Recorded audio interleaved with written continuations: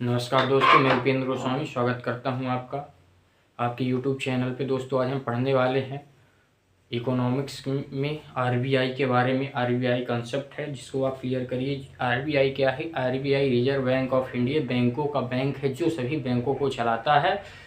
बैंकों का bank RBI, जिसकी स्थापना 1 अप्रैल 1935 को होती है कोलकाता में।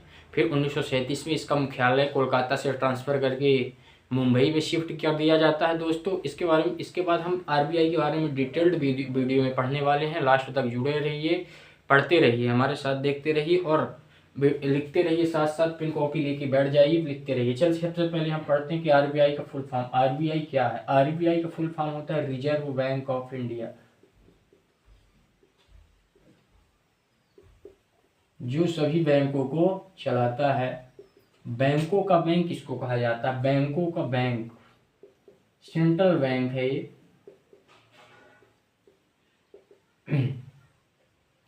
1 अप्रैल 1935 को इसकी स्थापना होती है। हालांकि 1934 में ही इसकी डिमांड हो जाती है दोस्तों, पर आरबीआई एक्ट कब आया था? 1934 में, पर 1 अप्रैल 1935 में इसकी स्थापना होती है। मुख्यालय हेडक्वार्टर्स जो है, तो इसका हेडक्वार्टर्स कोलकाता रखा जाता है। बाद में इसे मुंबई में शिफ्ट कर दिया जाता है, इसके हेडक्वार्टर्स को, है ना। फिर कैसे होती है? 5 करोड़ पूंजी किसके द्वारा? ब्रिटिशर्स द्वारा। 5 करोड़ पूंजी ब्रिटिशर्स द्वारा लगाई जाती है। नोट करके चलिए साथ साथ। कंप्लीट वीडियो हम आपको देने वाले 360 की क्वालिटी में। अगर आपको फास्ट वीडियो देखनी है तो 2K व्यू में देखिए, 2K स्पीड में देखिए, और नहीं तो नॉर्मल स्पीड तो है ही आपकी। चलिए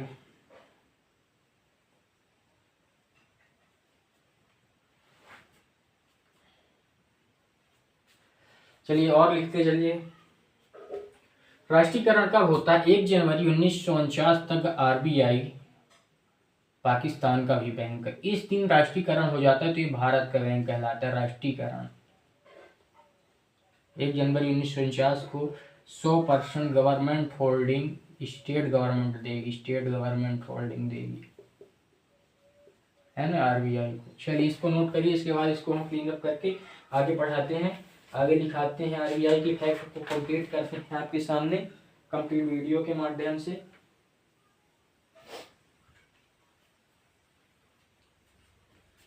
उन्नीस सौ सैतालीस तक यह पाकिस्तान म्यांमार का भी था, म्यांमार का बैंक था। 1948 तक पाकिस्तान का भी बैंक था, पाकिस्तान।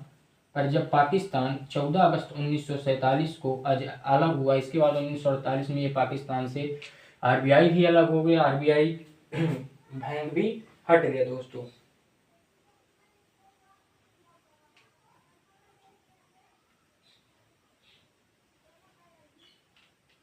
आरबीआई की सिफारिश 1926 में जॉन हिंसन, चलिए इसको पहले वो कर लीजिए फिर लिखते हैं। 1926 में आरबीआई की रिकमेंडेशन की जाती है जॉन हिंसन के द्वारा। 1926 में कब आरबीआई की पहले रिकमेंडेशन की गई थी? रिकमेंडेशन कि आरबीआई एक बैंकों का बैंक होना चाहिए। 1926 में जॉन हिंसन के द्वारा ये इनकी सिफारिश की गई थी। नोट करिए।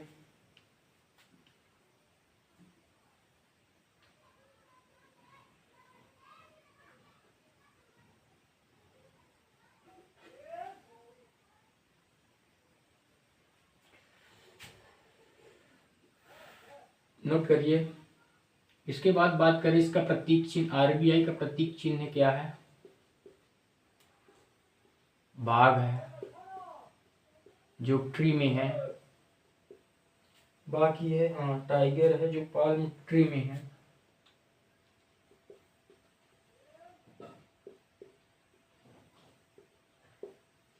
है ना। इसका लेखांकन वर्ष क्या होता है? 1 अप्रैल से 31 मार्च तक। कोई भी महीना 1 अप्रैल से 31 मार्च के बीच ही स्टार्ट होता है। जैसे अगर आप बात करें पंचवर्षीय योजनाओं की, अगर किसी भी चीज की बात करें तो 1 अप्रैल से 31 मार्च तक ही होता है। भौतिक संग्रहालय जो है पहले भौतिक संग्रहालय कोलकाता में है, आरबीआई भौतिक संग्रहालय पुरानी करेंसी मुंबई में है, स्टॉप कॉलेज चेन्नई में है, भौतिक संग्रहालय कोलकाता में है, मैंने बस पढ़ाया ना। फिर संग्रहालय चेन्नई में आया, करेंसी जो कॉलेज है इसकी, तो कॉलेज कहाँ, चेन्नई में है। कुछ फैक्ट्स आप बोल के भी लिख सकते हैं कि हम बोलें तो आप लिख सकते हैं, पूरे फैक्ट लिखना इम्पोर्टेंट नहीं होता दोस्तों।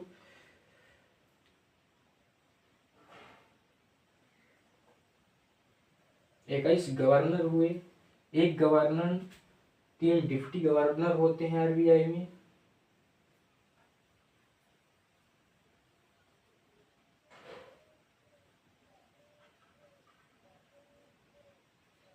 आज तक महिला गवर्नर नहीं हुई है आरबीआई में। इसको कुछ फैक्ट्स नोट करिए, जो इम्पोर्टेंट फैक्ट हैं उनके बारे में हम दिखाई देते हैं आपको।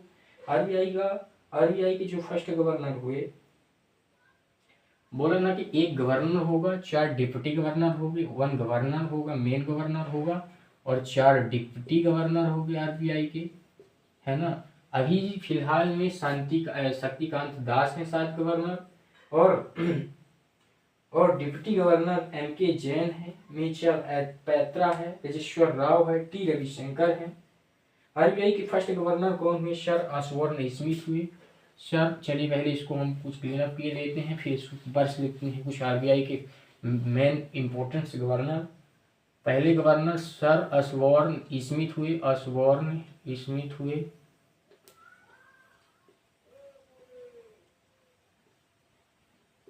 जो 1935 से 1937 तक रहे।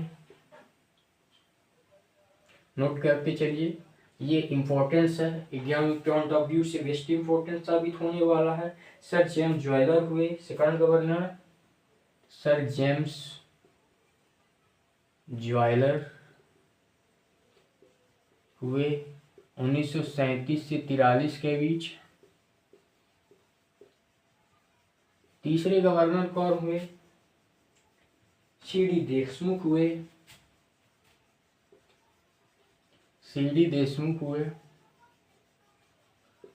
43 से 49 के बीच हुए। ये शायद भारतीय गवर्नर भी थे, इंडियन गवर्नर भी थे, है ना। मेन इम्पोर्टेंस गवर्नर हम आपको लिखवाएंगे। फिर मनमोहन सिंह आए, जो आरबीआई के 15वें गवर्नर के रूप में मनमोहन सिंह आए। डॉक्टर मनमोहन सिंह जो 2004 में भारत सरकार में पीएम के पद पर रहे, मनमोहन सिंह रहे। इन्होंने इकोनॉमिक्स के क्षेत्र में बहुत सहयोग किया भारत को। 1982 से 85 ईस्वी के बीच में, जब नरसिम्हा राव की सरकार इसके बाद में ही आई है। 91 में पीवी नरसिम्हा राव की सरकार आती है। अमिताभ घोष सबसे कम कार्यकाल इनका रहा। 24वें गवर्नर उर्जित पटेल रहे, 2016 से 18 के बीच में उर्जित पटेल रहे। 24वें गवर्नर उर्जित पटेल रहे। इन्हीं को इसमें शायद 2016 से 18 की ये भी फैक्ट पूछा ही जाता है। लास्ट 25वें गवर्नर शक्तिकांत दास, मैंने जो अभी बताया आपको, शक्तिकांत दास ये रहे हैं आपके, ये अभी चल ही रहे हैं। ये कब आए हैं, इनका ये 2018 से 24 अभी शायद चल ही रहे हैं आपके, 2018 से 24 शक्तिकांत दास ये गवर्नर जनरल रहे हैं आरबीआई के। ठीक है, अभी वीडियो ज़्यादा बड़ी नहीं हुई है, अभी हम आपको फैक्ट आरबीआई के कंप्लीट फैक्ट लिखवा सकते हैं। चलिए लिखते चलिए, थोड़ा हम फास्ट इस वीडियो को खींचेंगे क्योंकि आरबीआई के कुछ फैक्ट अभी बचे हुए। आरबीआई का बैंक का कार्य क्या है, आरबीआई क्या है, सेंट्रल बैंक है। सबसे पहले ये लिखिए कि आरबीआई सेंट्रल बैंक है, जो बैंकों को चलाता है, बैंकों को निर्देश देता है। बैंकों को अगर कोई भी कंप्लेन आपको करनी है तो आरबीआई में आप कर दीजिए, बैंकिंग लोकपाल में कर दीजिए। इसकी एक वेबसाइट होती है, अगर आप हमसे वेबसाइट मांगेंगे तो हम वेबसाइट आपको अपने डिस्क्रिप्शन बॉक्स में दे देंगे। और अगर बैंक आपसे कुछ ज्यादती करता है तो उसके माध्यम से आप बैंकों की कंप्लेन कर सकते हैं। पुराने बैंकों का लाइसेंस रद्द करना, लाइसेंस देना, न्यू बैंक लाइसेंस देना, पुराने बैंक लाइसेंस रद्द करना है ना। तो सेंट्रल बैंक है, नए बैंकों को देना, बैंकों का बैंक है, सरकारी पैसा कहाँ रखना है, बैंक भी, एजेंट, सलाहकार भी, न्यू करेंसी जारी करने वाला आरबीआई। ये आरबीआई की क्या है, वो है एबिलिटी है। पूरा पैसा कहाँ रखना है, ये आरबीआई। गाइडलाइन देने वाला, बैंकों को गाइडलाइन देने वाला आरबीआई। इसको सबको नोट करिए, बहुत इंपॉर्टेंट है। देश में विदेशी भंडार का प्रबंधन करने वाला आरबीआई। मौद्रिक नीति करने वाला आरबीआई। मौद्रिक नीति महंगाई काबू करने वाला आरबीआई। महंगाई काबू कर सकता है कौन, आरबीआई। ज्यादा पैसा ना छापे, महंगाई कम हो जाएगी। आरबीआई को अंतिम ऋणदाता कहा जाता है। अंतिम ऋणदाता किसे कहा जाता है, आरबीआई को अंतिम ऋणदाता। अंतिम बार ऋण कौन देता है, आरबीआई। नोट करिए आरबीआई के कुछ बेस्ट फैक्ट हैं। विदेशी सरकार, गोल्ड, विदेशी मुद्रा,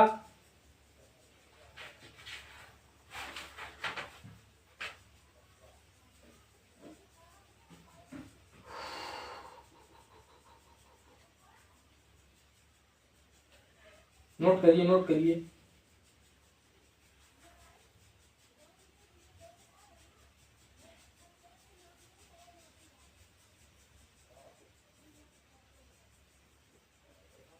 ₹2 या इसके ऊपर के नोट को, ₹2 या इसके ऊपर की नोट को आरबीआई लागू करता है। ऊपर के नोट को कौन लागू करता है, आरबीआई। कौन लोग लागू करता है, आरबीआई सिग्नेचर करता है। मैक्सिमम 10,000 तक नोट, ₹2 के नोट को आरबीआई लागू करता है। मैक्सिमम 10,000 की नोट लागू कर सकता है। 10,000 की नोट है ना, लागू करने का अधिकार है।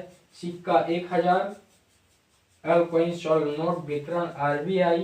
कोलकाता, मुंबई, हैदराबाद, नोएडा, इन जगहों पर आरबीआई की कोई कहा है कि वो रखे गए हैं। मेन मुख्यालय इनका, इसका आरबीआई का मेन मुख्यालय जो है तो मुंबई में रखा गया है दोस्तों। कुछ भारत सरकार सभी बैंकों का फाइनेंस मिनिस्ट्री करती है। एक कॉइन बराबर 1,000 के बराबर होता है। एक कॉइन अगर बात करें 1,000 के बराबर होता है। कहाँ क्या उसी मुद्रा चलती है, भारत में रुपया चलती है, यूएसए में डॉलर चलती है, ब्रिटेन में पाउंड चलती है, यूएसए में डॉलर चलती है। डॉलर ₹82 का होता है $1। ब्रिटेन में पाउंड चलती है दोस्तों। मैं आपको कंप्लीट वीडियो लाऊंगा सभी देशों की मुद्राओं के बारे में। यूरोप में यूरो चलती हैं। आप ज्योग्राफी का सेशन में जाएंगे तो मैं इसी दिन ज्योग्राफी के सेशन में सभी देशों की राजधानियां, उनमें चलने वाले डॉलर्स, मतलब उनमें चलने वाली करेंसीज के बारे में मैं कंप्लीट वीडियो लाने वाला हूं एक दिन। चलिए सबसे पहले आरबीआई के कार्य नोट करिए और फिर इस क्लास को हम यहीं समाप्त करते हैं दोस्तों। और नेक्स्ट क्लास आपके सामने आएगी जो बेस्ट इंपॉर्टेंट कंटेंट लेके आएगी, या कि बजट के लिए आएंगे, या कि जनगणना के लिए, सेंसस के लिए आएंगे। सेंसस का एक पार्ट मैंने कंप्लीट करवा दिया है आपकी वीडियो में, या कि डायरेक्ट कर जीएसटी लेके आएंगे, या कि डायरेक्ट कर इनडायरेक्ट कर लेके आएंगे। कुछ अच्छे से अच्छी वीडियो हम आपको कंप्लीट इकोनॉमिक्स करवाने वाले, एक एक से बेस्ट कंटेंट हम आपको देने वाले हैं शॉर्ट वीडियो के माध्यम से। पूरा रिवाइज पॉइंट ऑफ व्यू से भी ये वीडियो आपके लिए बेस्ट इंपॉर्टेंट साबित होने वाली है। पढ़ाई की दृष्टि से तो साबित होने ही वाली है दोस्तों। चलिए धन्यवाद दोस्तों। पढ़ते रहिए, खेलते रहिए, मुस्कुराते रहिए और अच्छी बेहतरीन तरीके से आप अपनी पढ़ाई करते रहिए दोस्तों। धन्यवाद।